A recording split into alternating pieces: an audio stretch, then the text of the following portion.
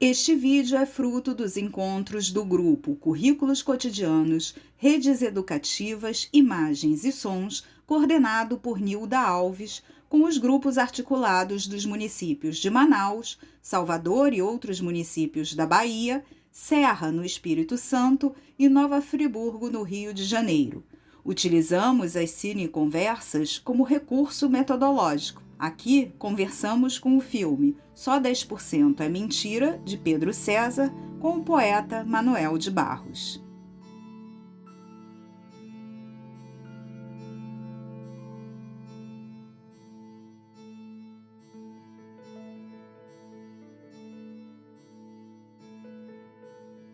A questão da aula livre, faltou um professor, eles ficavam livres pelo pátio.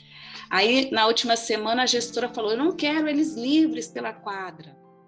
As conversas, os encontros, o que eles constituem ali naqueles cantinhos da escola, que lá tem as árvores, lá tem os bancos, lá tem as quadras, lá tem o formigueiro, que as crianças da manhã falaram, não acabe com o formigueiro, elas são lindas.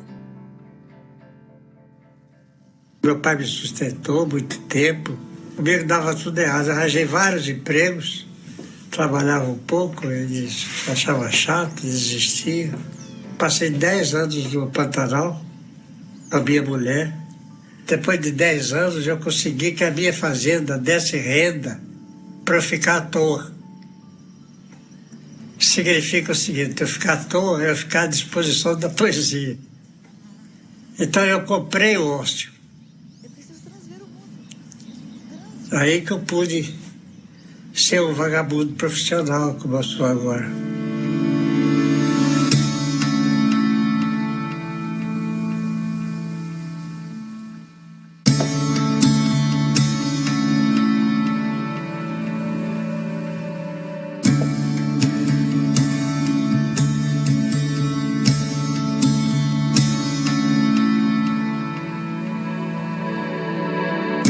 Para mim ficou muito forte no filme a questão do ócio, de comprar o ócio.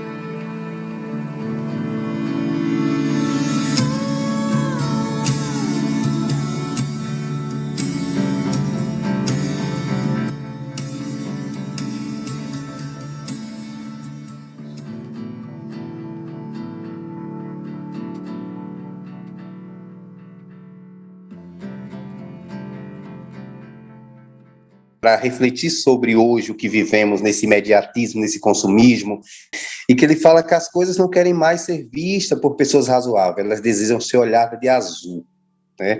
E ele toca o chão para Manuel, ele acha que a gente também tem que olhar para baixo, a gente está acostumado muito a olhar para cima e para frente, e ele fala muito do olhar para o chão, que no chão tem coisas, busca o ordinário nas coisas, assim, baseado em Sertou, e que ele traz, para além disso, ele ainda traz que esse ordinário ainda existe um extraordinário, diria assim. Existem coisas a mais a serem vistas dentro desse ordinário, e que o chão é uma representação muito interessante disso. Os espaços, eles são múltiplos, e a gente se habitua a só fazer alguns, né? E como é que essa coisa acontece de ocupação desses espaços? Todos os jogos que as crianças fazem, aquela amarelinha, caracol, é tudo no chão, né? Palmiro trabalhou 28 anos nas terras do Pantanal que Manuel herdou do pai. Ele é mais um desherói que entra no liquidificador da imaginação e da linguagem de Manuel. Palmiro se dissolve entre o mundo que é de fato e o mundo que é de frase. Ele não cursou letras, mas sempre que tropeça nas regras da língua portuguesa, alcança uma fala original e vira material de poesia. Já mexi com a caixa d'água encravada aí, quebrou o cano. Foi arrumar desde você vir trabalhando. Não para. A minha vida foi boa.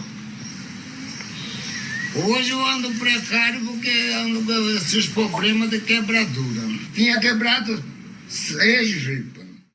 Mas uma coisa interessante, que a gente volta também para a educação em Manuel de Barros, são as pessoas incomuns com as quais ele dialoga profundamente para criar a sua obra. como é que esse desejo impulsiona esse lugar da heterotopia, onde um lugar onde os diferentes lugares possam existir, né? Acho que essa é a proposta do livro, né? E quando a gente junta com o Manuel de Barros, a gente vê esses caminhos mesmo, né? Do ver, ouvir, sentir de outras formas, diferentes desses modelos do capitalismo. Eu acho interessante nas nossas discussões como a gente usa a palavra coerência, com que frequência, né? Que a gente usa a coerência, a busca da coerência, quando nós estudamos tanto que coerência e incoerência se misturam, que entre nós, na complexidade, não dá para separar as coisas. Nós nos constituímos na linguagem.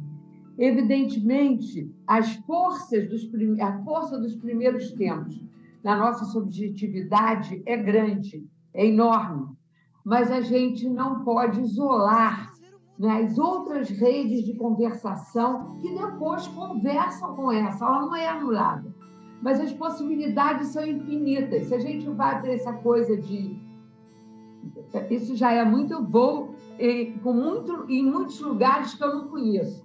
Mas para a física quântica, que tudo é relação, como é que isso vai se relacionar na cabeça de cada um, entendeu? Então, eu acho que a gente pensar que é muito mais raro você conseguir mudar aquilo que inicialmente foi muito forte na sua formação, mas que algumas viradas tornam as pessoas irreconhecíveis, não quer dizer que certas coisas sejam jogadas fora, mas como essa rede de conversação nos muda. Isso eu sempre penso.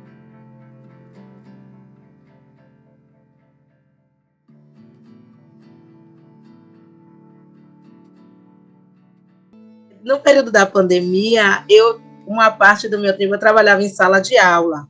E eu lembro que logo no começo eu cheguei na escola e falei, gente, os meninos não podem ficar sem o contato da escola, nós temos que ter o contato com as crianças, e agora vai ser tudo muito diferente e tal.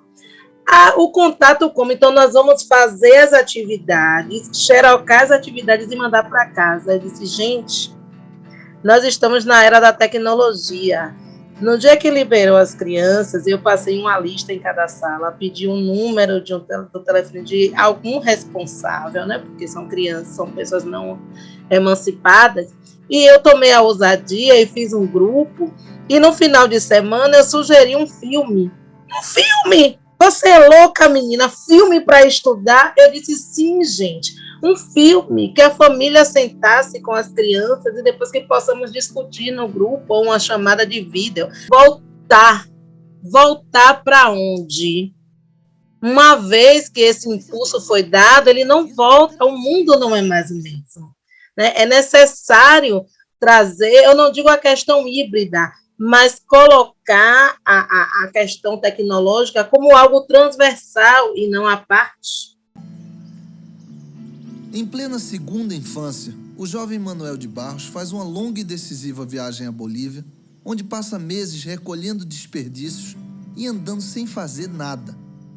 Na aldeia de Tiquitos, descobre com a arte do pintor Rômulo Quiroga que o olho vê, a lembrança revê e a imaginação transvê, e chega à seguinte conclusão: é preciso transver o mundo. O poeta tem esse dom de transformar, através da palavra, as coisas. Eu acho isso, sinceramente, uma doença, uma disfunção cerebral. Eu não sou o cara normal, não. O poeta não é normal. Tem um olhar enviesado, e eu tenho esse olhar vidente.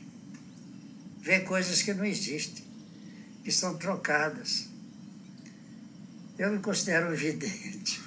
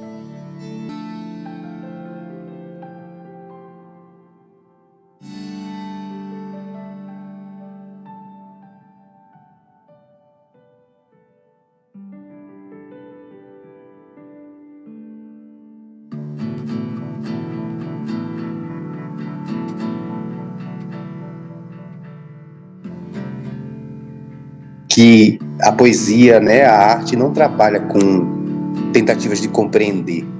Ele queria rasgar a razão, né, e colocar as sensações, a imaginação e a criatividade.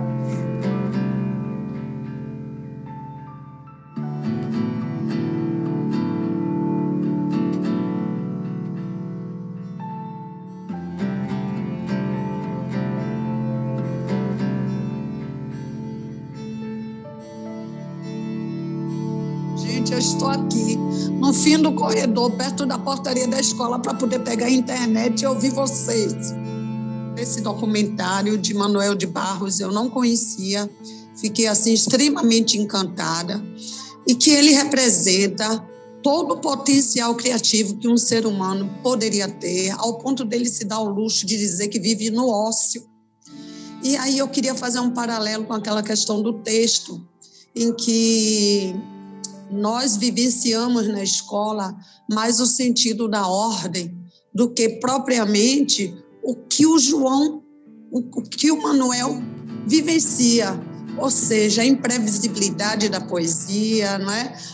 O não buscar o sentido da poesia. E quando nós vivenciamos no cotidiano da escola, parece que a imprevisibilidade das coisas, o potencial criativo do coletivo, ou de cada aluno nosso que de repente foge à regra da ordem, isso parece que nos assusta, porque parece que estamos distantes, nós não tivemos uma formação para nos preparar sobre a imprevisibilidade, de pensar que o mais certo é a incerteza do que a certeza das coisas.